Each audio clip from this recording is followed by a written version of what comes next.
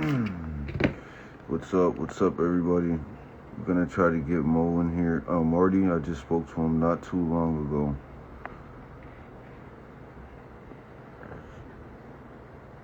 I would have been on here a few minutes earlier. I was trying to find my selfies,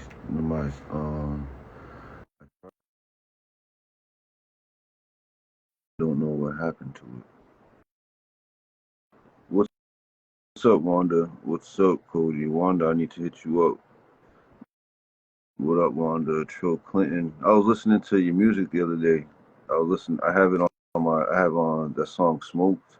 I have it on my iTunes. I was listening to it yesterday in my car. That song is dope, man. What's up? What's up? Mos Speed Shop is in here. I just sent you an invitation. Let's try it again. It should pop up.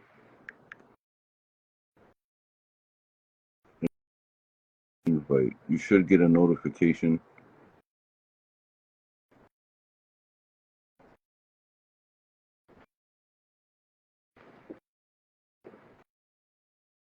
The next one is going to be on the New Hampshire line next Sunday, but the next one I have closer to Boston, I'll let you know so you can pull up.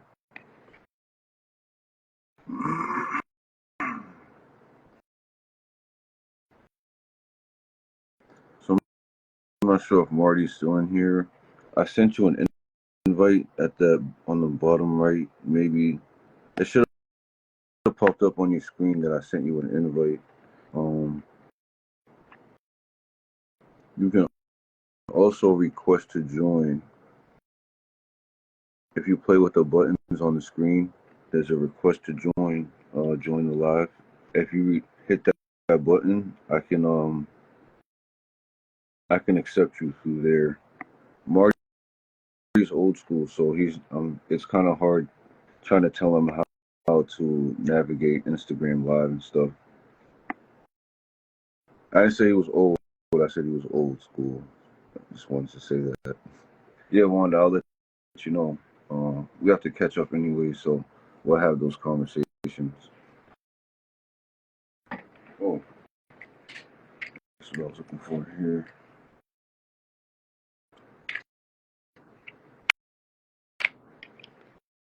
Cool school and old school.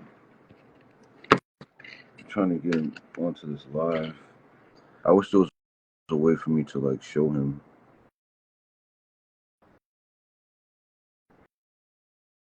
Let me see.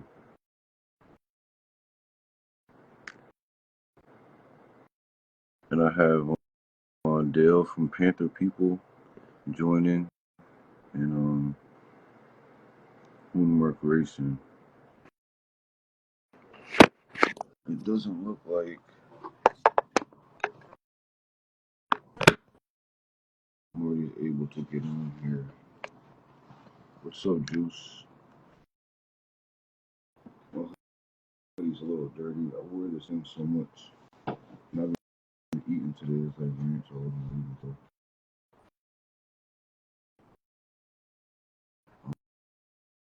I got the driver car today that had on a 93 Marty tune. Crazy difference compared to the stock 03 that I have right now. Crazy difference.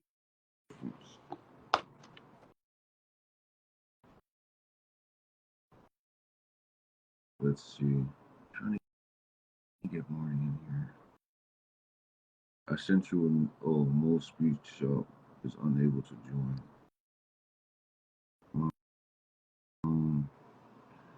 View request. Yeah, see, Marty Dale just sent me a request to be in the live, and I just got a notification, and he should be in here any second now. Except, hey, what's up? Hey, Deric, what's going on, brother? Not much, man. So, Marty's in here. I've been trying to explain to him how to join the live. I can't really explain it that well. I think when you when I go on and I just tap in on your live, there's a little icon for a video camera there in the bottom, Yeah. the center. type in or push that in, that little button, and that'll send Deric you a request to be in the video, and then it should set us up with a nice 4-way conversation here. Yep. Because I know we got like 22 people, 23 people. Like, oh, poor Marty's like, help me. I try to explain it to him, but I can't really explain. Let's see. So I don't know, Marty. Him. If you're down in the live, if you see a little video camera in the bottom, push that button there. There might be. That's what I did, and then it said, "Ask to join this live." Who work? Yo. So there we got Rob. We're trying to get Marty in here. If we don't get Marty in here, the whole thing's bust, man. Like, what's going on? Right? That was the point of the show tonight. Absolutely. We're just bums. We need a man with real expertise talking about these Panthers. I've been sending him a request, but I don't think it's been going through. Well, he's online. Press the plus Yeah. sign. Press the plus sign. Press the plus sign. That's what I did. And I'm older than Marty, I think.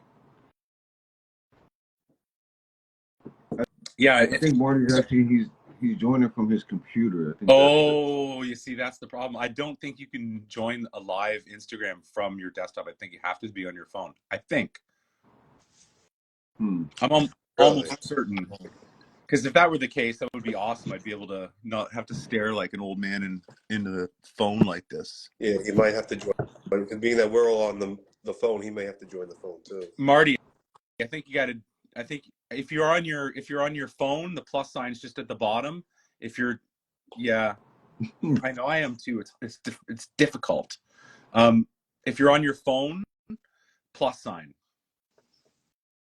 or a tablet, you can do. But I don't know if you can do it from a desktop.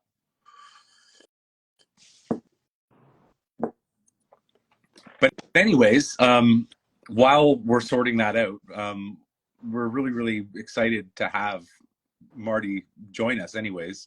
Definitely. He's a huge, like I was just telling them, I got to drive my first car with the 93 to him today. I've been 93 in my car all winter for no reason. Yeah, driving like cross country, running 93. It gets expensive. It does. Oh, there's the man right there. All right. Party. Now all I can see is the top of my head, and it's got something on it that says request to be in this video, but I can't close that to back down. Well, you're in the video. Whatever I did. Welcome to the live. I was just gonna test it myself. Guys. So can you hear us? We can hear you. Can you see Jeff? Yep. He's a good-looking one. That's on Faster with Finnegan and all the other TV shows. I don't know about all that. They hide me in the back because I have a face for radio. Well, you look pretty good in the movie, man.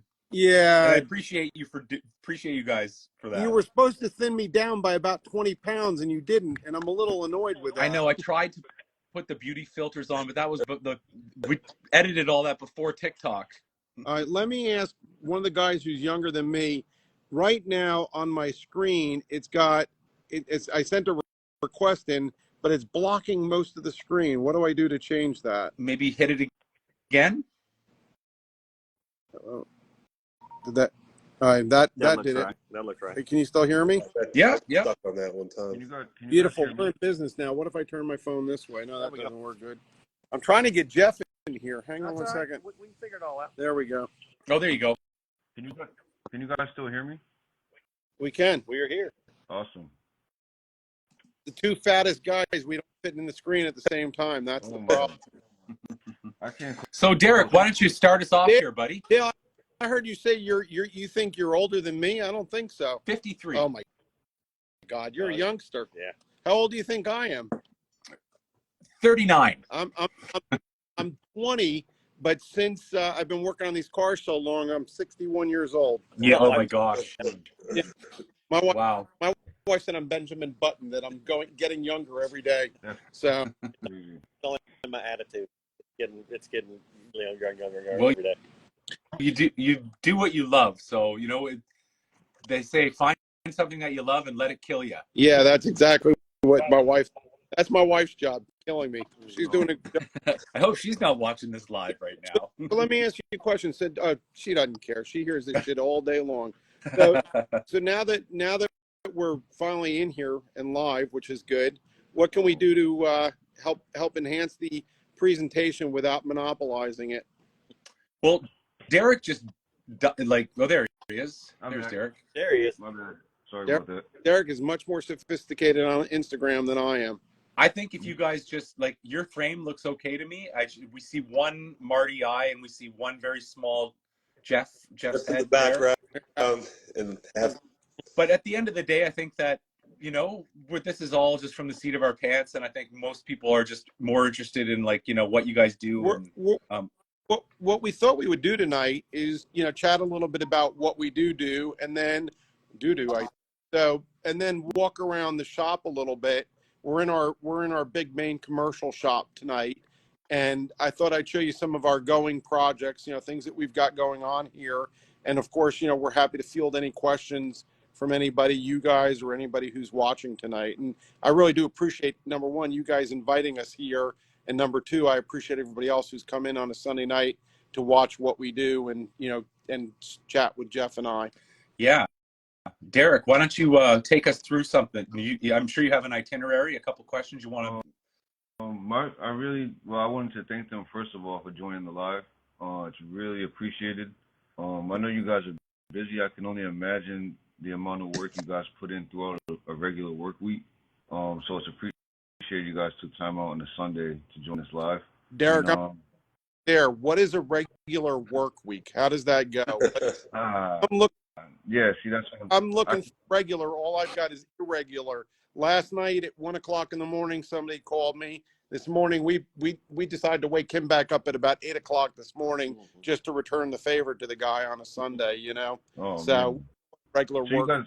So you guys work Sundays as well? We try not. We really do try not to, but we have been lately though. We've been working 7 days mostly lately, and next weekend Jeff is going down to Gainesville. I'm not going with him because if I go, my wife will stab me to death. Oh, man.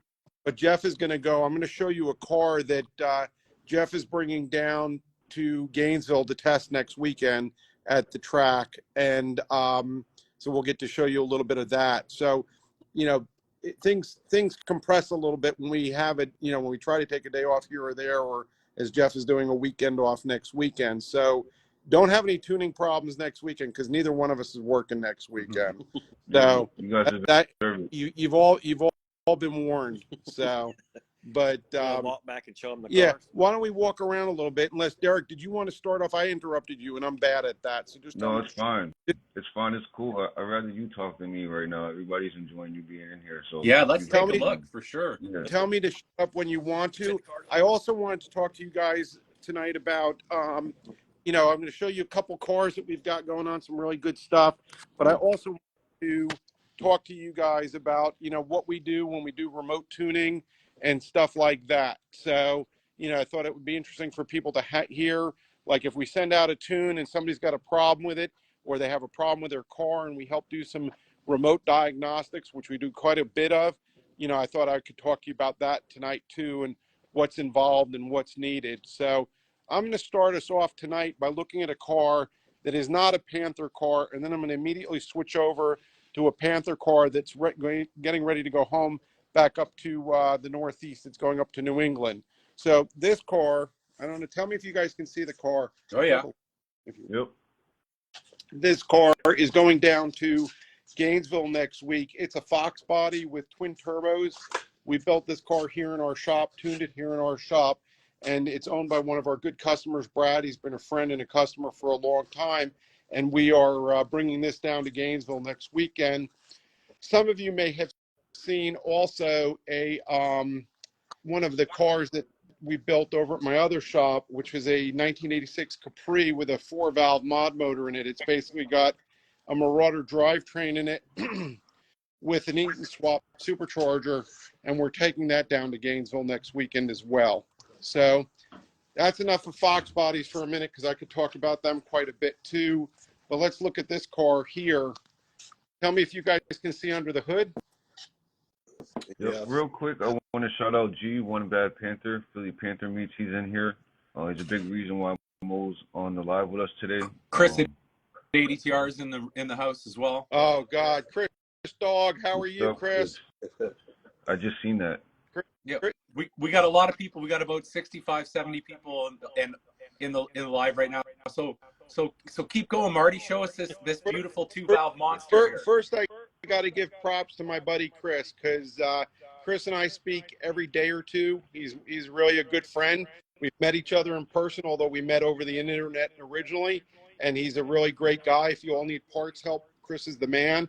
And I really like Chris, and I reach out to him all the time for help. And thankfully, he reaches out to us for help as well. And we've developed a really good friendship, like I have with many of my other customers. So you guys are like cowboy boots and jeans for the Panther community, right? Like, listen, without Chris and Marty, building these cars would be a lot more difficult than they already have to be. 100%, buddy.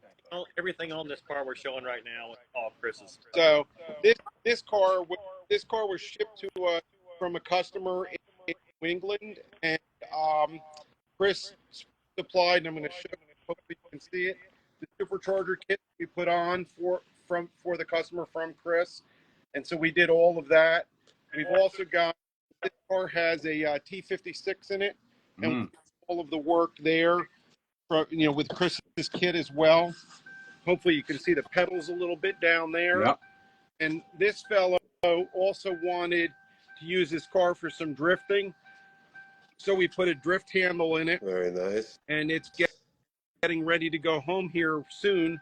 And this car is a lot of fun to drive. Jeff and I took it out for some test driving.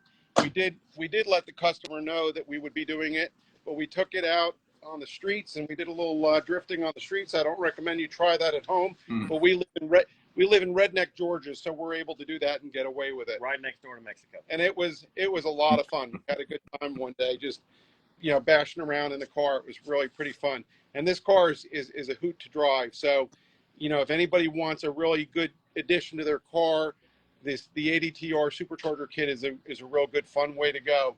I'm going to show you some other cars that we've got here. This is a Mach 169 Mach 1. 428. This is a 428 car. We're doing the trans in this right now. So some of it is opened up and you can't really see. Well, you can see it a little bit. The trans is out right now and it's getting rebuilt. This is one of my good friends and neighbors back where I live, back away from the shop.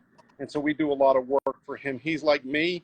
He's a hardcore car guy and he collects a lot of cars. And we have a real good time with him. If I make you dizzy moving the phone around, I apologize. No, this is good. This is amazing. You're giving us all a beautiful tour here. I'm shaking because I'm nervous being on TV. I'm not used to this, Well, so you're doing a good job, man. And by the way, like, I think that just looking at all the names and all the Instagram handles that are coming in here, we're this big, huge family anyways. We all like each other's posts and whatnot. So I think we got like a real good tight group of guys and gals in here right now. Most of the people who know Jeff and I know we're both really introverted and we don't like to talk to people at all. We hide away in the back, but that's just a joke. That's just a joke, because if you ever do a remote tune with us, you get to really enjoy the banter between Jeff and I and our customers, and we teach them what we're doing as we're doing the remote tuning and stuff. So this car here, obviously it's supercharged, a lot of fun to drive. This car is really pretty much a badass car. This car is owned by a longtime customer of ours, and he has decided he wants to, he's always has us working. By the way, good little tidbit about this customer, he has had several Marauders and has one now with 400,000 miles, 500,000 miles on it. Wow. And that's really pretty impressive. So this is John's car, and John's got it here for some just maintenance work now. And we're also going to be doing a 6-speed swap in it. So we're just waiting on some pedals, hint, hint. So we're waiting on some pedals for this car. So, we've got our friend Hugo's car here. And we've done nitrous on this. So hopefully you can see the nitrous jets, the nitrous solenoids in the back. So this car is just about wrapped up and ready to go home. and everybody's worst nightmare, the fuse box. So, we've done a lot of cleanup work on this car and got it in really good shape, and it's almost ready to go home. But he keeps adding things to his build, which we like, and he loves the car, and so we keep doing work on that. A lot of ADTR parts on this one And also. Yeah. Chris, you recognize all these cars by the invoices, right? So I have to give Chris a hard time. He's like my long lost brother, so I have to give him grief while we're talking today. This car that I'm about to show you, this is Harvey's car. Hopefully you can see it from in back. Harvey got the bug he started out with a tune from me, and then he decided to send the car down from upstate New York. So, just because you don't live near us doesn't mean we can't work for you.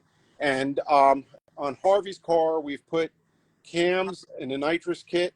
And I think Harvey's going to be a little bit surprised when he brings the car home, because he's not going to be used to any of this.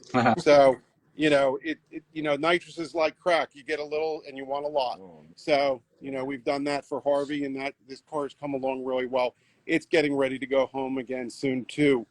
Let's see what else we got. Oh, I don't know if we're allowed to say David's real name. He lives in a cognito world. So this is Malik's car, Malik Watson.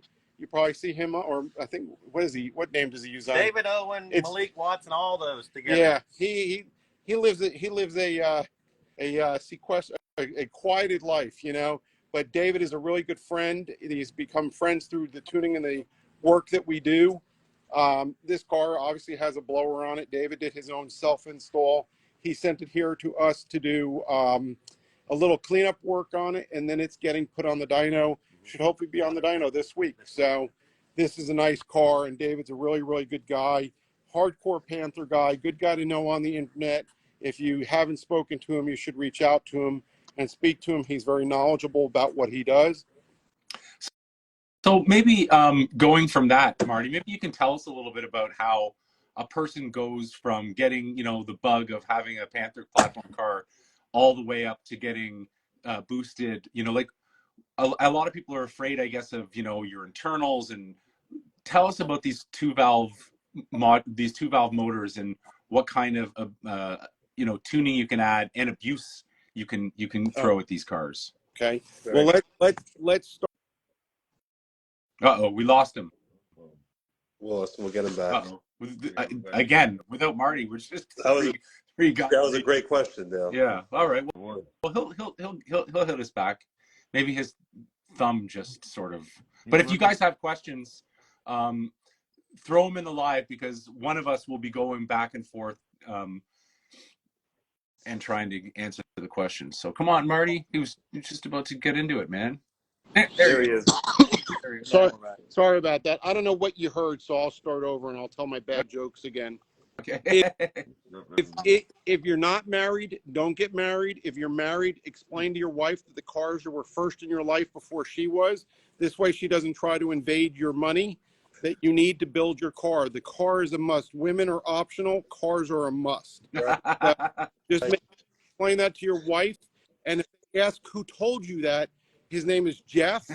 And Jeff explained it all. Jeff has a way with women. He is unbelievably smooth with women. Oh, yeah. So just take my word for this. Jeff knows how to talk to the ladies, right? Yeah. Think about the house payment, car payment, house payment, car. You can sleep in a car. That's right. Drive a house. Yeah. If you think about it. Anyway, on the two valve stuff, for the couple things that we like a car with a, for a daily driver, like something you're going to cruise around in, a 373 or a 410, a torque converter for sure, mufflers maybe, or, long tube headers if you can afford them. That's a good thing to do. Of course, the Marty tune, and how we arrived at the Marty tune was, we got a couple of cars, drove them until we liked the tune that was in it. And that's how we came up with the tune. And then we purchased another car to do drive-by-wire, and we just went that way, and that's how we got the tune together to do the Marty tune. And we've been working on them ever since. Just so everybody understands that the background, my entry into the Panther community was back in 2003 I went into a dealership up in New York, and I saw a Marauder. I went in to buy an SUV, and I saw a Marauder, and I left with the Marauder, and I've never gotten an SUV since. So I really do love the Marauder. Was an awesome car, and I was driving it and working on it, doing a lot of different stuff. It's a brand new car, but I couldn't keep my hands off of it. And so when I was working on it, I met Jeff through the internet. We ended up in the same car club that was Streetcar Forums, and we became good friends. And I was flying back and forth between New York and Georgia because I didn't live down here yet. And Jeff and I kept building the car. We built that car up, and it ultimately ran 960s at what was it, 149? 149. 149. We've been a good bit faster in the 8th and kept nosing over in the top because we're slipping the belt. But one of these days we're going to get back after it. When Marty gets his divorce, we're going to get it back out on the road and get after it. My fourth divorce. So, but that was how Jeff and I met, was through that Mercury Marauder. I still have it, and it's still a passion of mine, but it's also a big money pit. When you start to go too far, it gets to be very expensive very, very quickly, and then it just never stops being expensive. But anyway, so we perfected, by owning 1 million Panther cars and Marauder, and Marauders, of course, are a subset of the Panthers. We just kept tuning them more and more and more, and then we started attracting more and more customers here in our shop. We're in this shop now for 5 years, and we were across the street. We had a smaller building, and as our business grew, we moved into this much bigger building. And we do a lot of work with the Crown Vics and the Grand Marquis. And then we also do a tremendous amount of work with the 2-valve and 4-valve Mustang groups as well. So kind of like you hear about me in the Crown Vic groups, you'll hear about me on the 2-valve and 4-valve pages, and in the Mustang groups as well. So just by way of example, this morning we had sent tuning up to a customer. It seems like we have a lot of New England customers lately, but we really do work literally all over the world. And we had a customer who did his own 4-valve swap into a 2-valve 2002 GT, and he couldn't get it to run right. We redid the tuning for him and sent that to him, and then stepped him through unloading the tuning into the car. And this transplants to, any of the work on the Panthers as well. So we stepped him through getting that tune loaded in his car. And then we did what we call remote tuning and data logging. And we log the cars. We are connected via remote connection. We load software on his computer. It lets us watch how the car is doing. It's literally the same as sitting in the car. People, like to bash tuners on the internet and say you can't do it remotely. Put them up against me and Jeff, and we'll show them how it's done. Because we remote tune and remote data log all the time. It is though we are sitting in their car. The only difference with the remote tuning is the car may not have a dyno underneath of it. Like we have a dyno back in the corner in the shop when I was showing you guys the twin turbo Fox body that's going out to Gainesville this weekend. But some customers choose to rent a dyno, and we'll tune their cars remotely on a dyno, but it is absolutely not necessary. And in fact, I personally believe that, maybe when you have a turbo car like that, where it's really a handful, and that car really is not meant to be street driven. It can be, but it's not meant to be. We don't necessarily need a dyno because we can do most of our power tuning on the street with street poles. And frankly, it involves the customer more. They're much more involved with their car. They get to know their car. They get to ask us questions. And we love it when we do the remote sessions. We've made friends literally all over the country doing this tuning. Yeah, we got some friends in Puerto Rico. We got friends in Iceland. We tuned a car in Iceland. We tune regularly in, I've got a car I'm doing right now in Bahrain. We have a couple of customers down in Puerto Rico. I have a couple of customers in Hawaii, and I'm hoping they invite us down there at some point just to pay us back for all the hard work we give them and the really bad time shift between them and us. But, we've tuned literally everywhere, and it's kind of neat to know that, we're known everywhere. I've done a bunch of cars in Sweden, and it's kind of weird when you think about it that, I'm talking real time live to somebody in Sweden and tuning their car, and they're 10,000 miles away, and it's as though they're in our shop. The only thing that's missing is the dyno. So we do give the customers an opportunity to learn about their cars and learn what they need to know for how the cars work. So it really is a lot of fun. If you would have asked me 20 years ago when I bought that Marauder, if I thought we were going to be doing this, I would have told you no, because I would have thought that I would spend the rest of my life working with Fox bodies, which I still love, and I still have quite a few of them in my stable of cars. But the Panther cars have really captured us and really have taught us that we can make a lot of friends in the car community, and we really love that. So, Dale, you got any questions for us? A few questions down here. Had a noticed a few people were asking what you prefer, the drive-by-wire or the cable.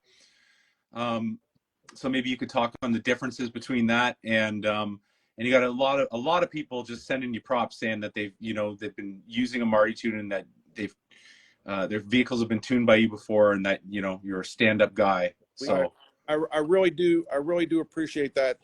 I'll answer your drive-by-wire question in a second, but I will say this. I know it sounds funny, but Jeff and I share our Google reviews back and forth, and make us really proud.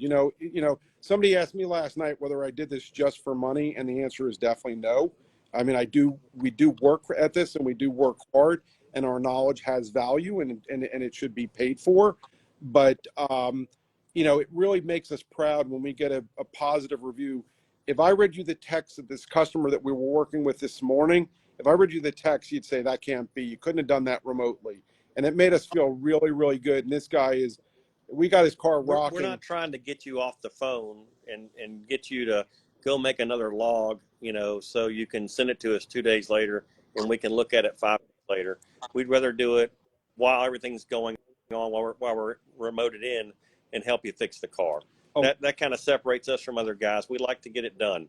I don't want you to leave with a car that's jacked up, you know what I mean? And we're going to take the time to get your car figured out.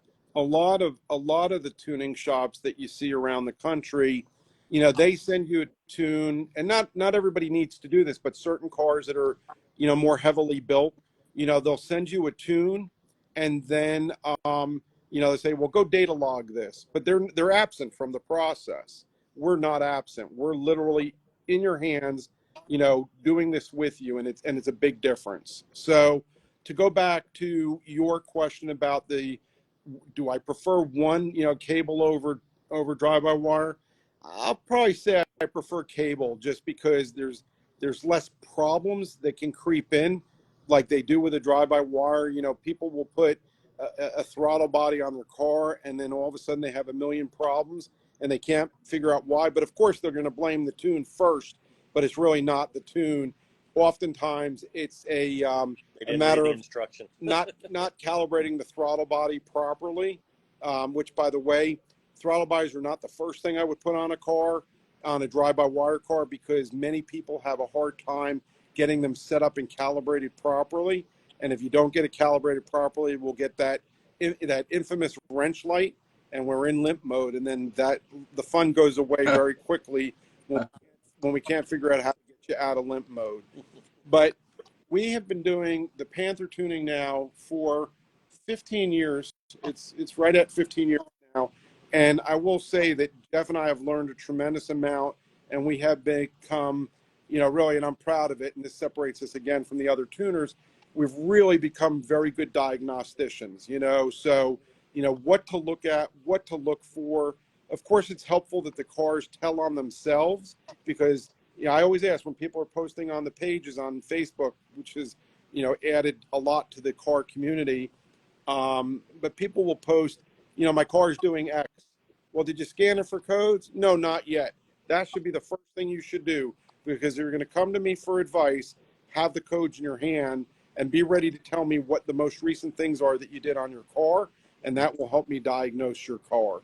And it really does make a difference. The cars really do tell on themselves, and we can put that information together with what's up here and what's up there, and solve a lot of problems very quickly. So Jeff and I were kidding around about it today, but it really is the truth.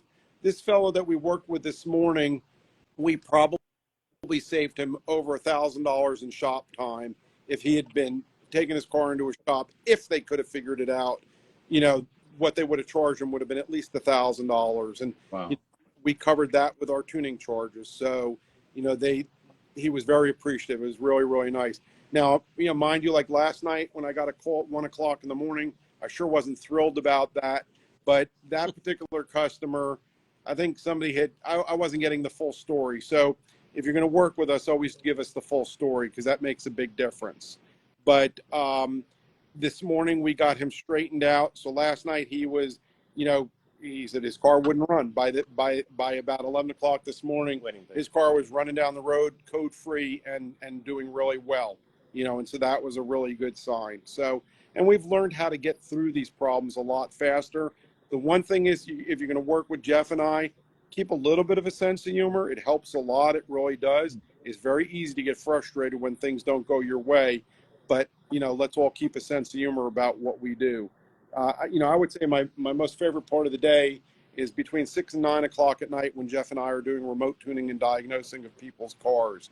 You know, so that's a really good thing. We do, and I probably shouldn't talk about it too much, but we'll talk about it a little bit, is the Crown Vics have become very popular on the circle tracks, you know, the dirt and asphalt tracks. And we do quite a bit of tuning. I don't reveal names of who we've tuned for, but we've tuned well over 100 cars now.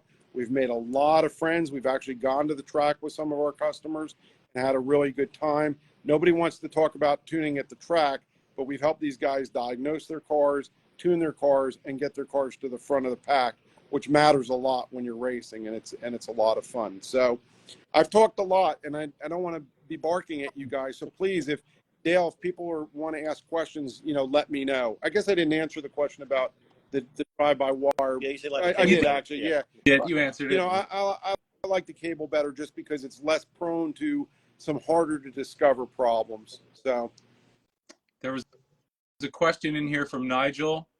Shout out the Bull about trick flow heads, and other people too are looking for trick flow top end kit, and to see if you recommend it or not. And we also, like stuff. if you got the money in your wallet, it's a great setup. It really is. Yeah, we do like trick You flow know, stuff a lot. it's not inexpensive, but it is a very, very good setup, and we like it a lot. And if a customer puts something like that on their car, we can definitely help with remote tuning on something like that and get really, really good results with it. You know, money not being an object, I would definitely consider buying a pair of the TFS heads and using them. and what about the dreaded intake? You know, we don't have a lot of choices for aftermarket intakes. Yeah, we're having a hard time getting the Ford racing ones now. I'm hoping at some point somebody's going to take that over. You know, they're no, you know, we had, well, that black Mustang behind me we had to get one used for it because nobody had a new one anywhere. So, you know, If you come across those parts, buy them up because they're hard to come by now. Mm-hmm. It's really, really gotten hard to get anything but like a Dorman. And even sometimes we have a hard time getting the Dorman stuff, which is really unfortunate. But we've seen the Dormans on the dyno lose 10 horsepower to the tires, you know, on a naturally aspirated car. That's, you know, you can feel that, you know, that's 10 horsepower is a lot. Does Edelbrock not make an intake? You know, but an Edelbrock is You for need like, rails and stuff like you know, that you got to too. change your rails out. You know, you got so many, you got to put a plenum on it. You know, there's just, it's not that it's not a good thing, but it's for a street car, you know, something you're going to cruise around in and be on daily driver.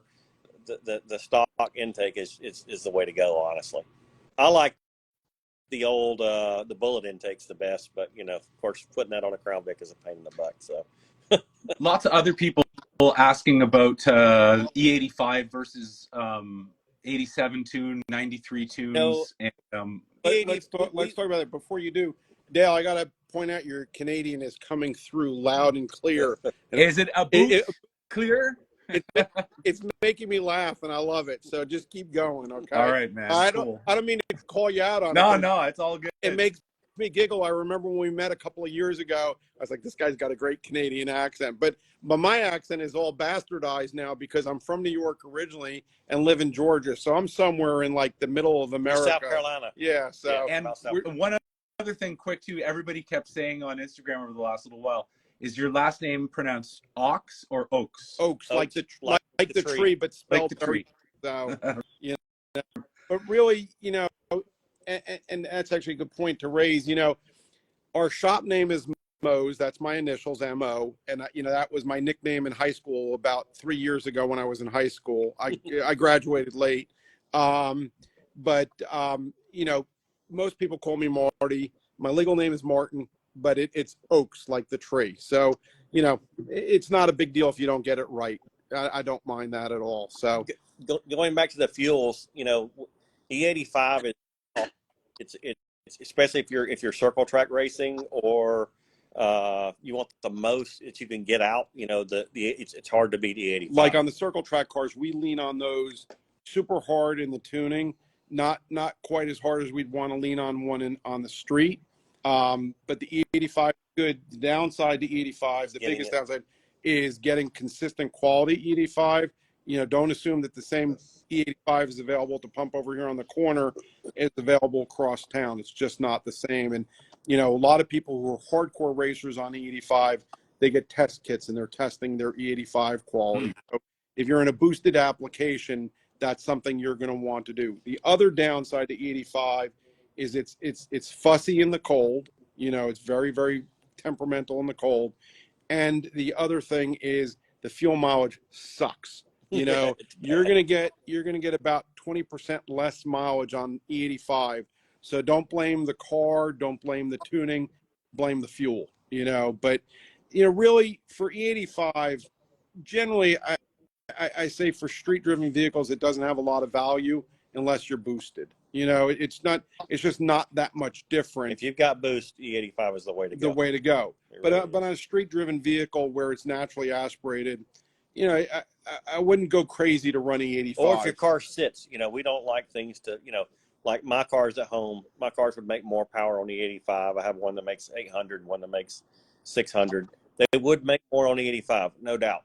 But I don't drive my cars enough to let that stuff sit in there for, you know, I may go 3 months and my car won't get run. So if that's the case, and it's doing a lot of sitting, don't run E85 in it. If the car's going to sit up, do not use the E85. You know, in the best gas you can afford, 93 octane is definitely better than 87 octane. So, you know, if you can afford to put the 93 in there, if it's a few more dollars, put the 93 in. The car's going to run so much better and be so much happier.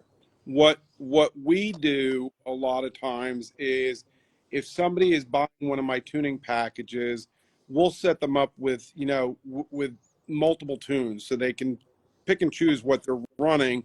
But what I generally recommend, if your pocket allows it, run 91 or 93. And if you're going to take a cross-country trip or something where you're just going to be cruising on the highway at steady state speed, you know, at steady speeds, you know, then you can run an 87 tune with the 87 octane, still get the benefits of the tuning, but not quite the top-end performance that you would out of the 93. Does that make sense, Dale? Is that what you're asking about? Yeah, that's pretty much it. And I've tried I have an 87, a 91, and a 93 tune. Mm-hmm.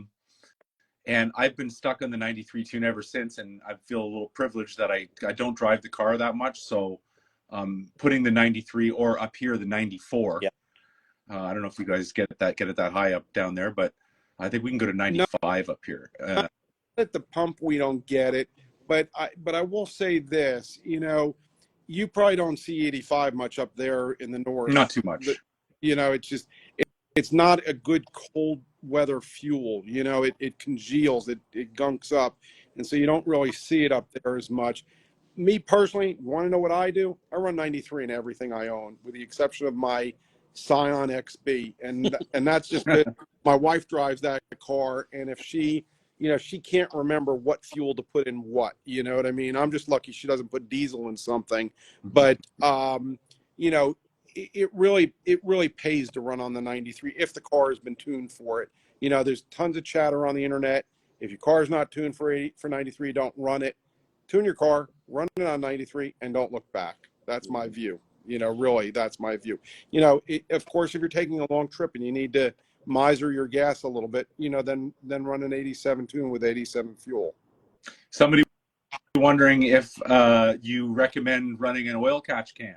I've seen a lot of DIY oil catch cans on the internet. Oil separators, we do. Yeah.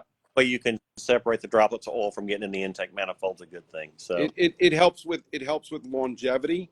It keeps the motor itself cleaner, and it helps with longevity as a result. And let's go ahead and settle the spark plug debate right now, so that we can take off half the posts on Facebook. We recommend. I know there's the diehard motorcraft guys, and I'm sorry if I offend you, but we recommend an NGK 4177 plug all day long. We use that plug constantly. If I had known 15 years ago how many of those plugs we would have run, I would have bought stock in the company, or I would have just bought NGK outright and then made a living on their plugs. But it really is the best plug for the car. Even if you're running 85, it runs fine. Don't let the Amazon chart scare you that it doesn't fit. The plug will work great in your car.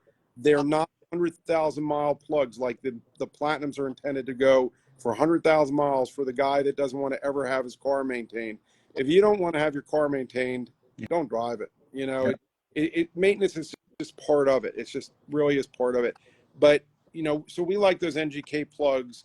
Of course, the gap may vary if your car is boosted, or if you're spraying nitrous on it, or something like that. Or both. But or both, like we like to do. But really, that plug is really the best plug in our opinion. I know people like the Platinum plugs. They are prone to misfires. They're also prone to overuse, meaning people figure they put them in, they're good for 100,000 miles. Then they start having problems with their car, and they don't consider that it could be the plugs when it is a plug that's bad that's causing their problem, because they figure they have a 100,000 mile plug in the car. It just doesn't work that way, so you're not going to get around maintenance. Maintenance is important.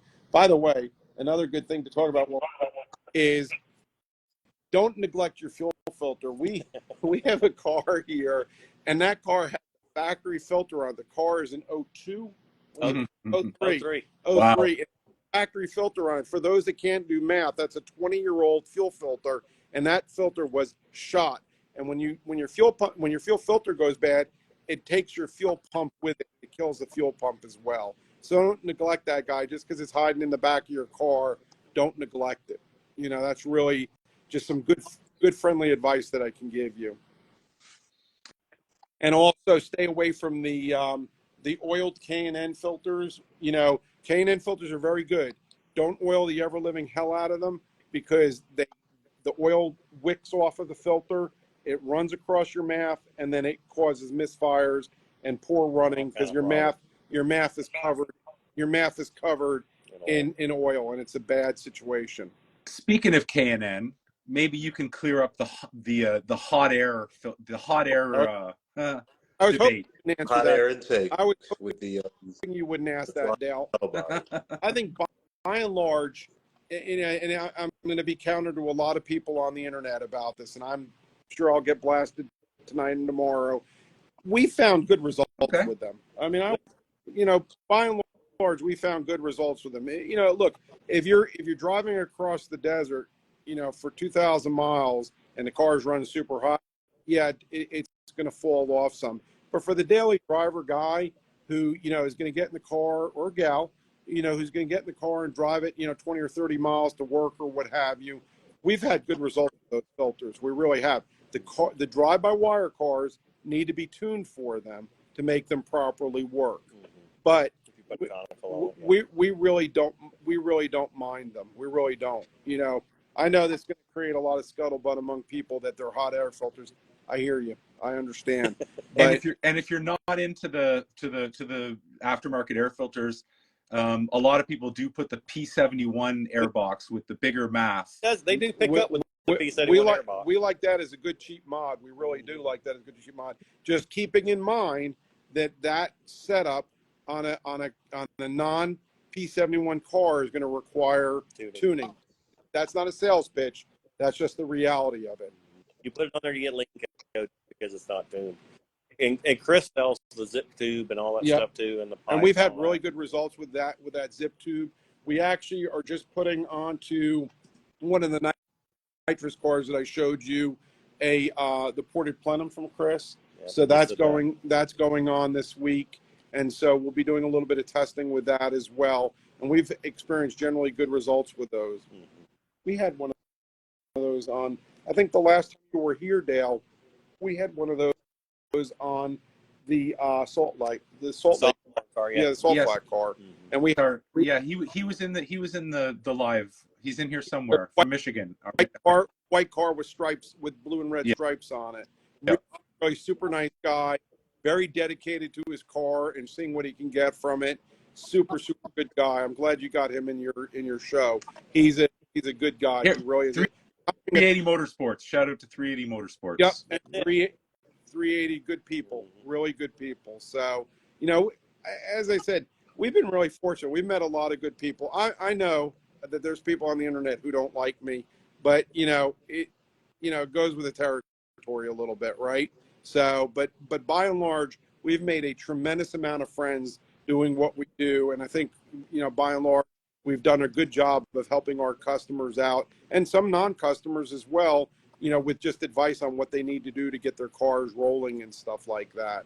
So, all I can say is don't take the internet so seriously. Have a little good fun with it, So, And don't text Jeff and Marty at 4 a.m. That's your deal. I kid you not. I got a call at 1 o'clock in the morning last night. I kid you not. And and I said to the guy, it was really 12:30, but I said to the guy, it's 12:30 here now, and he said it's 12:30 here now too. I was like, did you stop to think that there's no speed shops open in the United States at 12:30 at night? But he wasn't getting it. But we got him straightened out. We visit. If you're on the side of the road and you need our help, we're here for you. But don't abuse it. It just I give out my personal phone number to so many people. It does get a little bit old getting those late night calls or texts. I can't shut my phone off because I've got 2 shops to worry about, 7 employees, and thousands of customers. And so I just don't shut it off. I know Chris is in the background somewhere. Chris, I can hear you grimacing when I say that.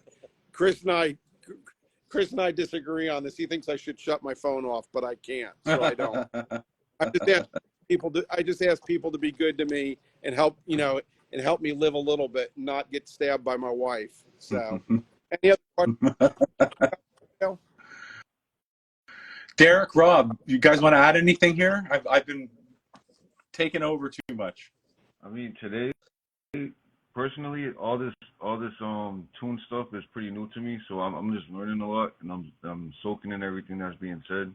I got to drive my first Panther with a tune today. I think it was a 93 tune, 2004 Grand Marquis, and it was a big difference compared to my 03 that's stock right now. So he's trying to What are you waiting on, Deric? What are you waiting on?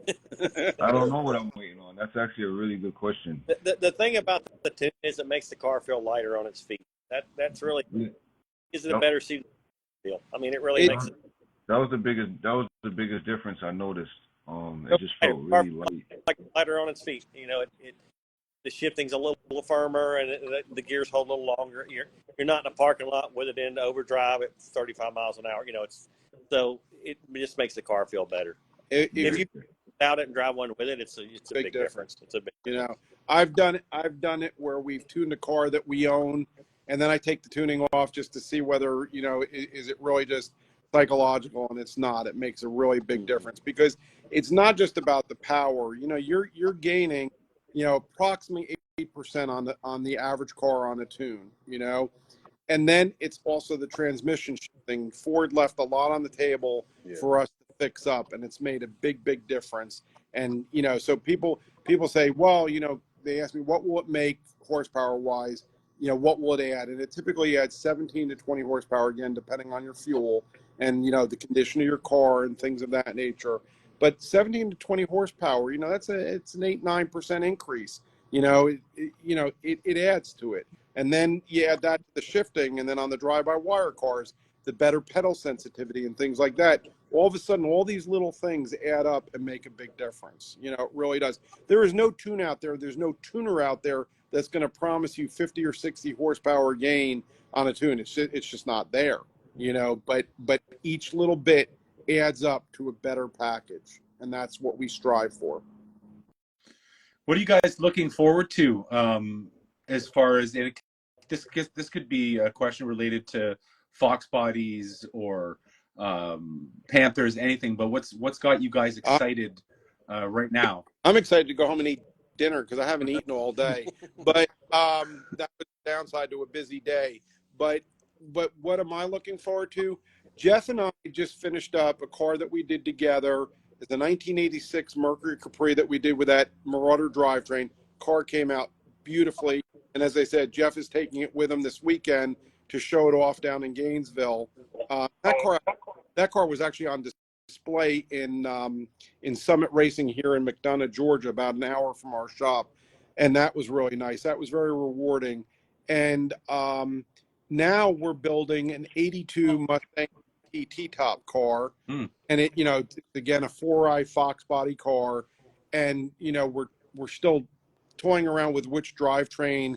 We're down to 3 drivetrains for it. We got to see which one comes into our hands first, quite honestly. But I'm really looking forward to that car because it's right now out getting mini tubbed. You know, if you don't know what that is, you know, we widen the wheel well so that we can put a bigger, deeper wheel in it. And we're getting the fenders rolled so that it can take a bigger tire. And then it'll be going to paint over the summer. And the interior is being done, you know, it's being made while we're doing these other things. We try to compress timelines when we can. And then, you know, when we get the drivetrain selected, it'll go in pretty quick. And I'm looking forward to seeing that car come together because I just have a mental image of what it looks like. And I build these cars in my head and you know, just like we did when we were kids. And I'm really looking forward to that. So that'll be a lot of fun. So. And I know Jeff's looking forward to going to Gainesville because it'll be a lot of our friends will be down there. Oh yeah, he'll have a good time with that and see a bunch of our friends. Jeff has a little known fact. Jeff hasn't met a gas station snack that he doesn't like. So you know we put $100 bills in Jeff's pocket so he could stop at every gas station and buy snacks. I hope you don't try gas station sushi. No. I made that mistake a couple times on the road. But there was one trip where Jeff and I were going and I ate a Tokita, and I will tell you, I don't recommend that. That was terrible. It was I think it's still under the truck seat of Jeff's truck. So you know, there's that. When we went and picked up your Shelby, the pizza was good. Oh yeah, the gas station pizza was really good. I bought a Shelby GT500, and we bought it out in Alabama. And Jeff and I went, and of course that was the one day that it decided to rain buckets. But Jeff and I made a good trip out of it. We had a trailer that was lent to us by a customer, really beautiful trailer. We drove out there, put the car inside, ate really bad pizza, and came home. That was good. Those road trips are good. We have a good time on the road trips. So, you know, makes the cars more special. We eat bad food that our wives don't get to watch us eat, and so life is good, you know. So somebody just mentioned also talking about doing 5-speed manual swaps and that you offer a tune for people who do manual swaps as well, right? Absolutely. It's actually one of our really popular setups to tune, you know, because a lot of people are doing the manual swaps themselves. They'll buy Chris's kit and then do the manual swap themselves, and then we do the tuning. And then, you know, there's always a little bit of extra support that goes into the manual swap tunes so that people get them running right on the drive-by-wire cars. There's a few extra steps that need to be taken, and we do the tuning for those, and we've got really good results, and we've got that down pat. You know, whenever somebody gets a manual swap tune and they say the tune's not right, the car's not running right, you know, immediately I hear they screwed something up and we've now got to fix it. But we do, and we do it with good nature, and we get their cars straightened out. And that's another you know, a sort of mod that you can do to these cars that really, really wakes them up a lot. And ups the fun factor a lot on the cars too, because you know you're much more involved in driving the car. It makes it a much more interactive experience. You know, it's funny because that car, the green car that we showed you at the front of the shop, or really technically at the back of the shop, that we put Chris's kits on for both the blower and the 6-speed swap. That car the customer wanted a drift brake in it, which we showed you. And so now the customer convinced me that I needed to build my own drift car.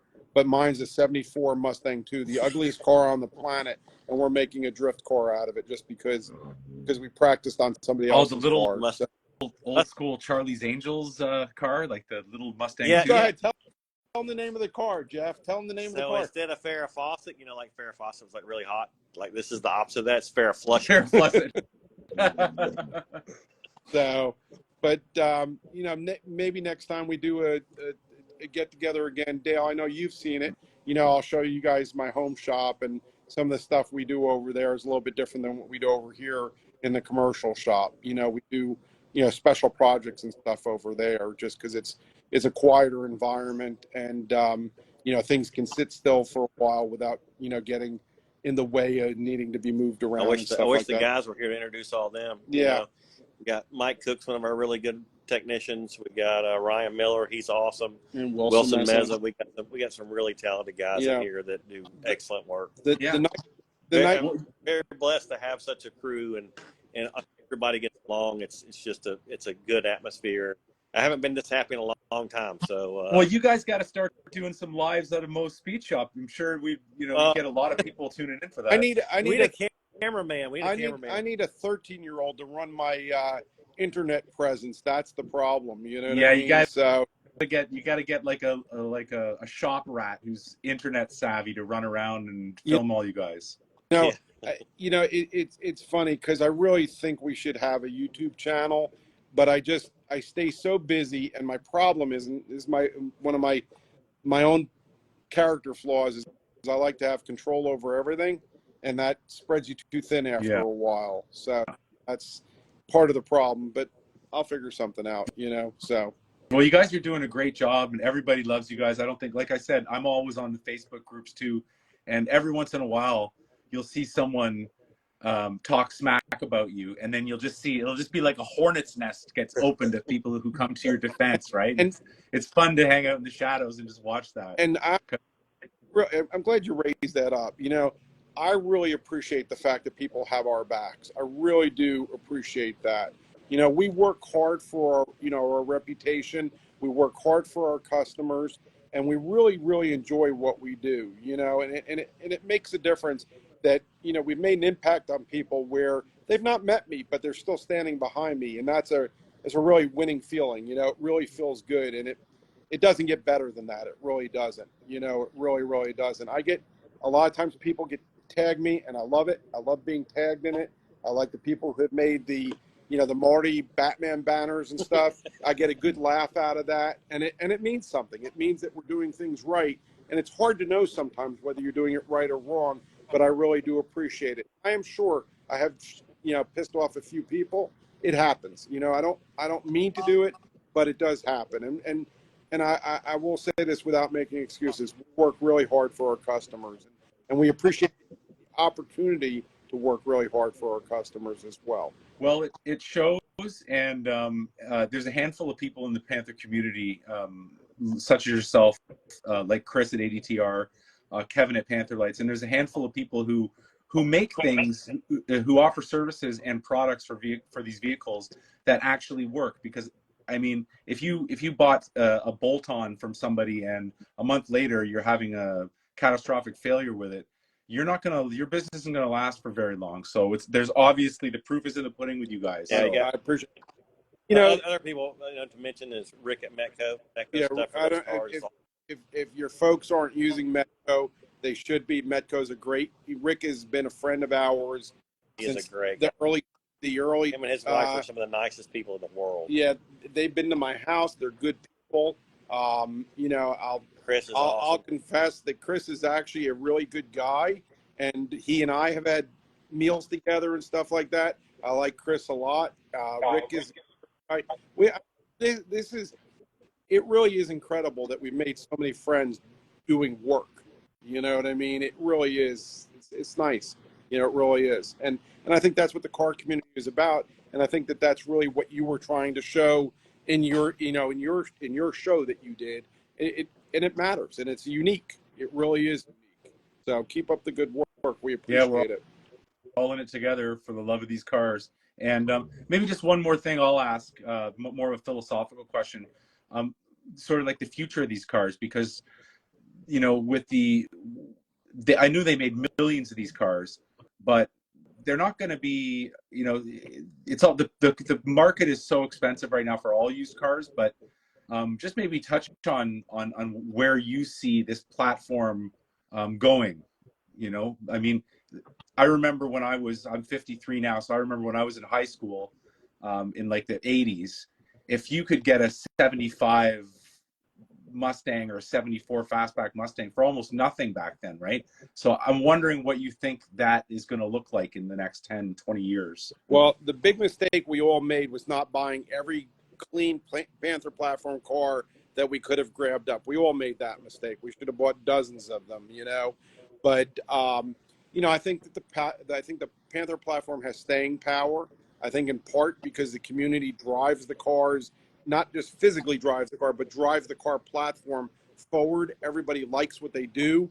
You see people in a parking lot, hey, you got, you know, Panther platform, and then people start talking, and I think that helps keep the momentum going. It's no different than the Fox bodies, which are, you know, today Fox bodies are bringing stupid big money for Fox bodies. It is crazy what people will spend on them, and you know that this is the next fill-in for that. Yeah. And so, just like Mustangs, I think these cars are here to stay for a while. It will get hard to find good specimens, and they will get more expensive.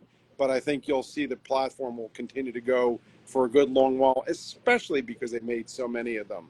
So I think that's a good thing, and I think the platform has good staying power. I really do. Do you feel any squeeze politically? Like, I know you can't offer your tune in California or anything like that. So do you feel the political squeeze for naturally aspirated gas-based motors, you know? I mean, look, I don't want to get too deep into politics, okay?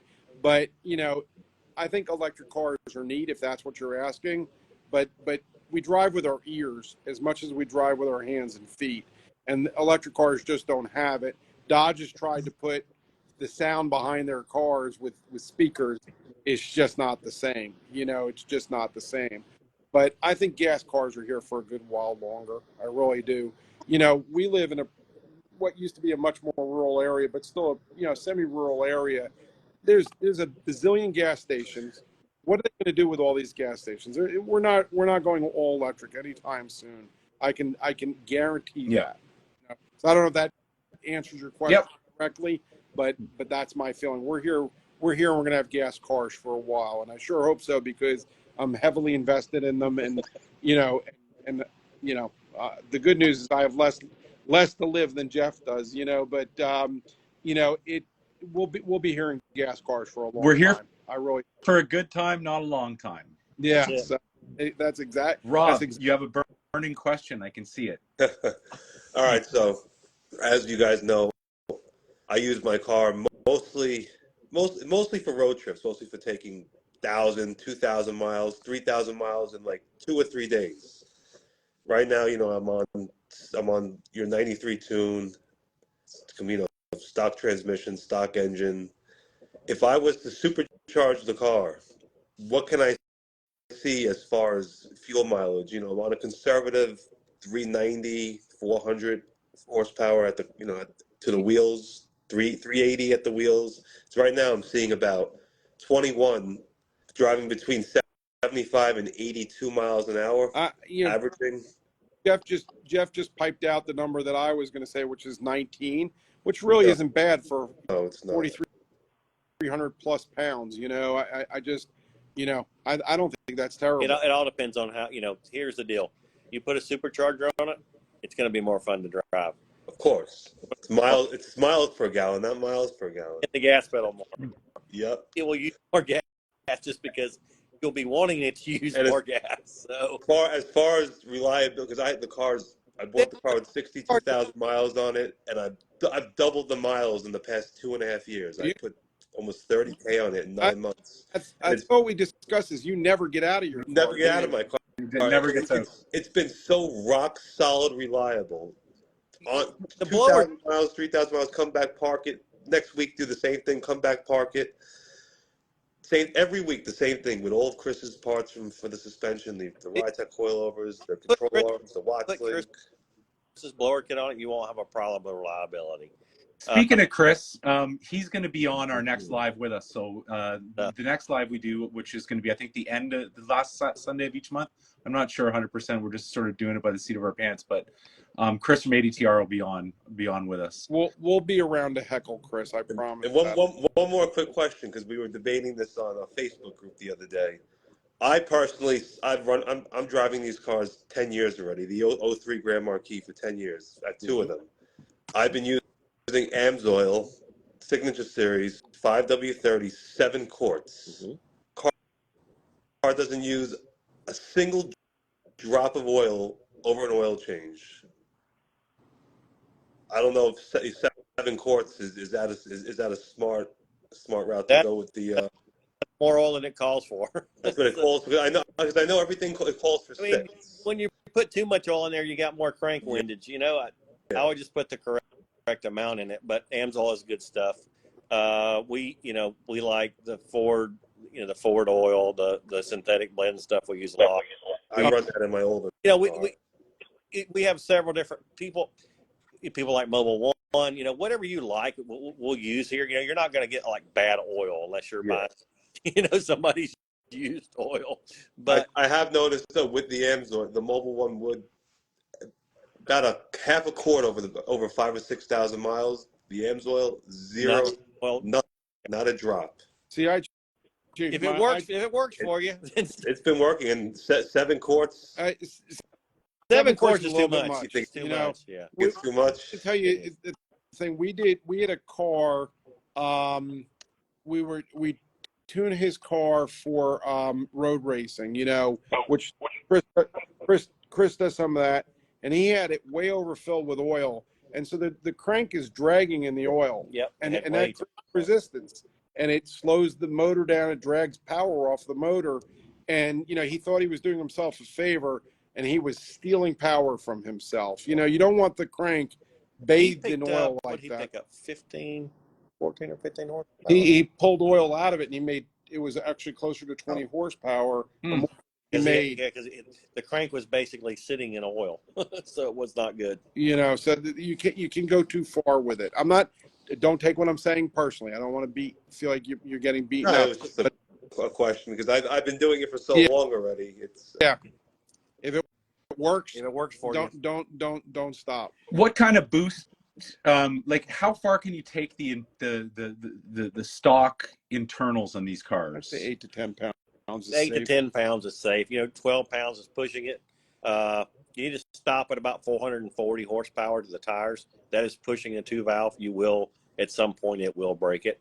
If you keep it around 400 or less, it'll last a long, long, long time. As long as the tune is good. You can lean on anything and tear it up. How life is. These motors are 250,000-mile motors, easy 250,000-mile motors. They really are. And we've had customers prove us wrong on that and have them last even longer. We've also had customers prove us wrong and break stuff because they could just break anything. But some people can break an anvil. This has been a wonderful hour of discussion, gentlemen. Deric, you have anything to add here? Not really. Again, I've just been soaking everything up. I'm learning a lot. I always knew about Mos Speed Shop and what you guys do, but I'm not really too performance. I love the cars, but I'm still learning the performance side of everything. Repeat after me. Torque converter, rear gear. Torque converter, rear gears. Rear gear. That's what would you recommend for like instance my 03 with your tune 373 gears? I have the stock torque converter in it. That's actually the next thing I want to do. And Chris sells them too, but we have a company we use to do the torque converters. That we have our own. They make them to our spec. They make our spec basically. So we have our own that we use, and we really like it a lot. Okay. It's not so aggressive that it's going to. It's not going to rev 4,500 before it takes off, that kind of thing. But it works really well. It's a lot smaller design than the factory one, so it works really, really well. You could still put somebody who's not initiated in driving a performance car, you could still put them behind the wheel and let them drive it. And you won't tear anything up. I remember years ago, this is before my wife was in the mix, I had a girlfriend, and I had, it was one of my early Marauders, and I went with a super high stall, and she just couldn't master driving it. And, that was a problem. It was a problem. So it doesn't, you can up the stall, just don't go too crazy. You know what I mean? But it does make a difference. It really does make a difference. It's definitely that's on the list for the next upgrade. Do a torque converter, and when you do the torque converter, put an additional transmission cooler on it. But the converter's the most important part, between the transmission and the rear end, to get to make the car feel powerful. If the car makes no power down low and you give it gas, it's just lugging. It just doesn't feel like there's nothing there. But if the converter is a little looser, it'll allow the motor to get up into its operating range, and it feels a lot faster. So a good torque converter is money well spent. And a good ratio to go along with that converter. Oh, we 373 or a 410 in these big cars. We like a lot of gear. So a lot of people talk 410 and they get really scared about that on the highway. And then I hear a lot of people say that 373 is the sweet spot if you're going to be driving it a lot. You're doing a lot of interstate, 355 or 373. If you do mostly around town and you take a trip every now and then, 410s. I like a 410 because I like a lot of gear. My personal daily is a 373. I've probably sold people more on the 373 than everything else, just because it's a good balanced gear. Would be the way I would describe it. I do like a 410, but if you do the highway driving, then drop it back to a 373. You won't go wrong. You really won't. You go from a 327 to a 373, a 327 to a 373, it'll change your world. It really will. 270. Oh yeah, 373.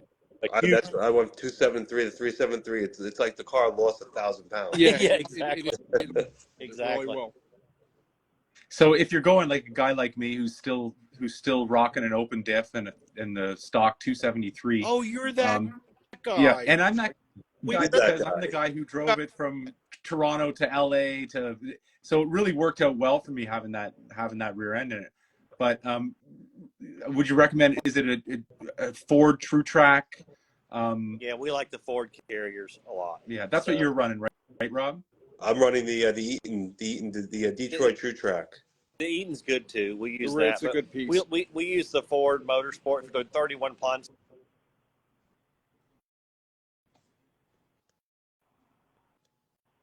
Did we lose some audio there?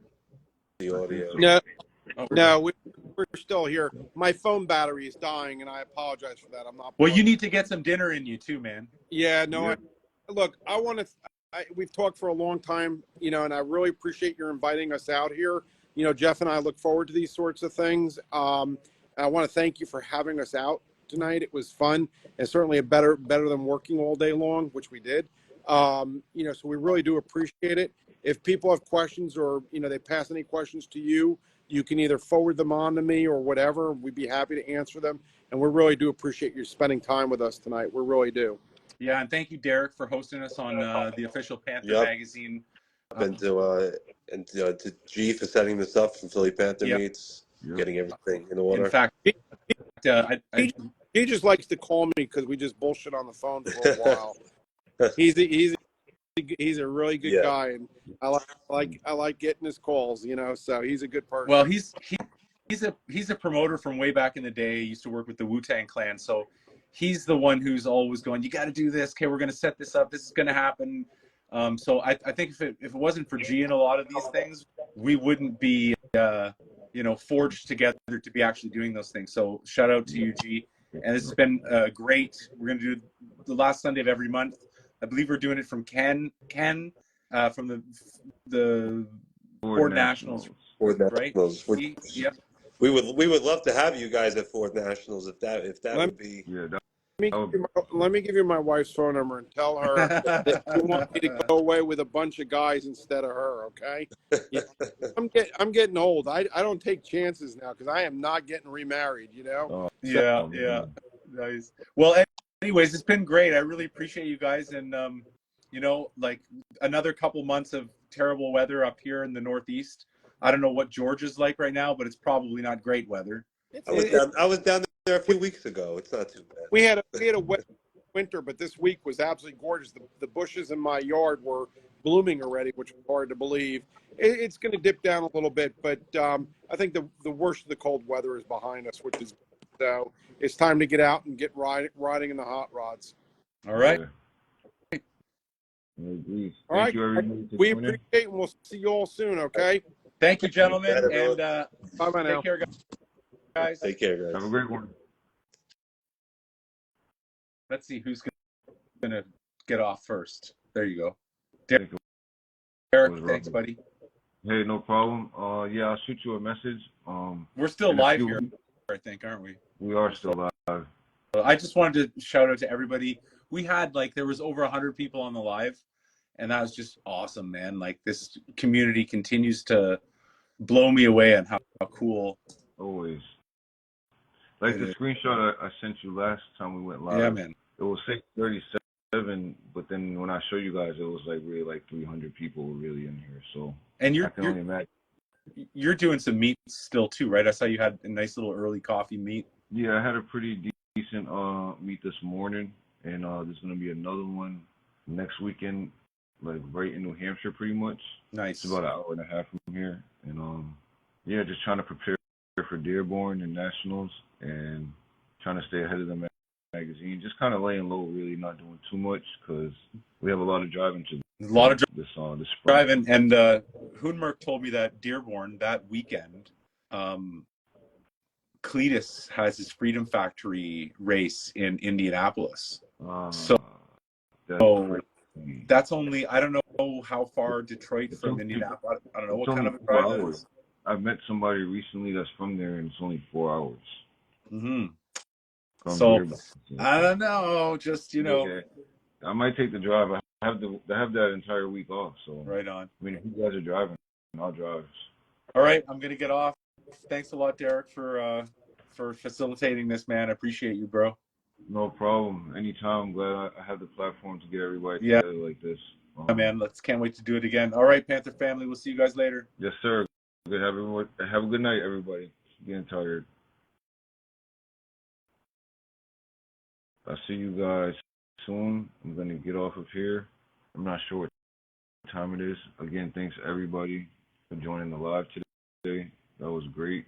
I had a bunch of legends on the Instagram live tonight. The guys at Mos Speed Shop, they do great work, and they gave us their knowledge on everything. So yeah, I'll see you guys soon.